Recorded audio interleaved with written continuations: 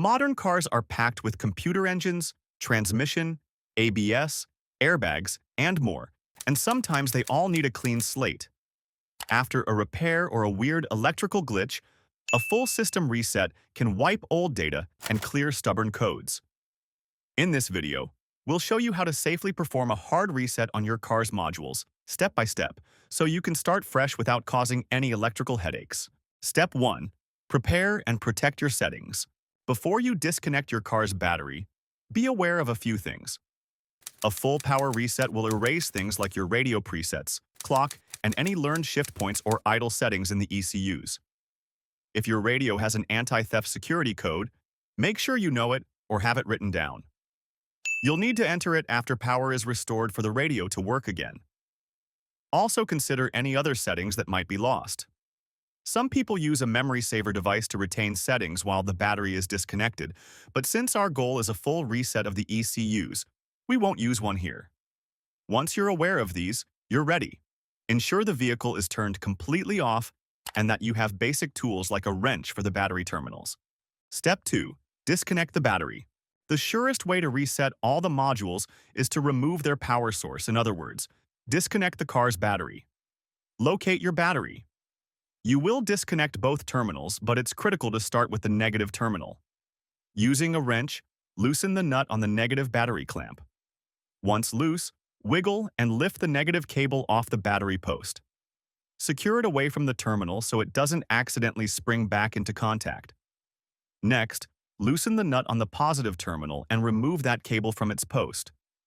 Be careful not to let the wrench touch any metal part of the car's body while it's on the positive nut that could short to ground.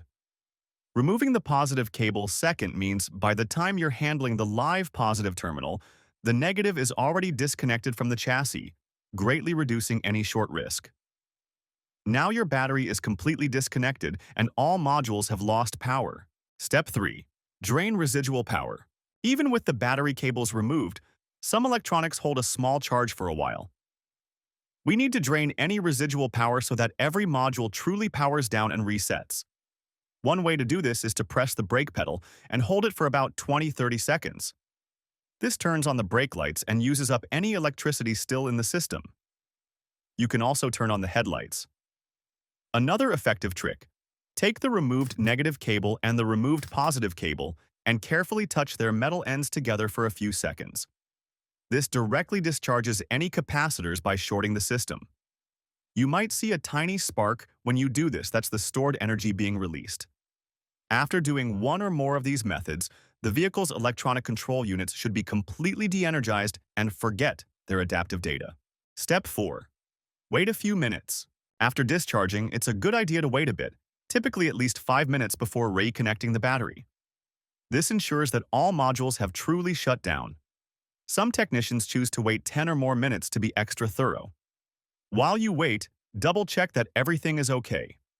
No battery cables are touching the battery posts, nothing flammable is near the battery area, etc. If your battery terminals were dirty or corroded, now is the perfect time to clean them with a wire brush so you get a nice solid connection later. The waiting period also gives any modules with small capacitors time to fully drain on their own. After a few minutes have passed, you're ready to bring the car back to life. Step 5. Reconnect the battery. Now it's time to hook the battery back up. Reconnect the positive cable first. Place the clamp back onto the positive battery post and tighten it securely with your wrench. Make sure it's not loose. A good snug connection is important.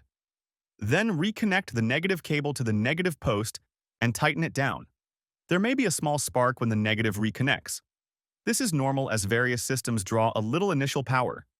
By connecting positive first and negative last, you minimize the risk of shorting a tool from positive to chassis. Now the car has power again.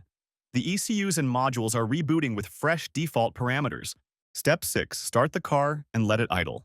Go ahead and start the engine.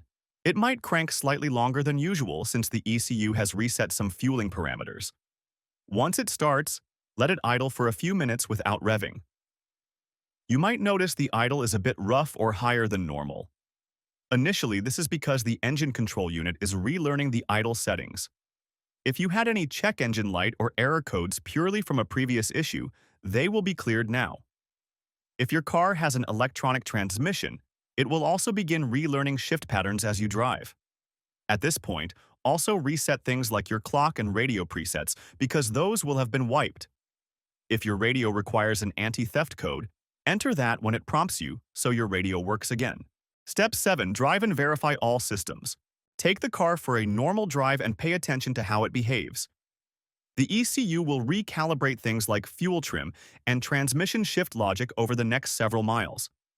During the first drive, you might experience slightly different shift points or hesitation as the computer adapts. This is normal and should smooth out after some driving cycles. Also, check your dash for any warning lights.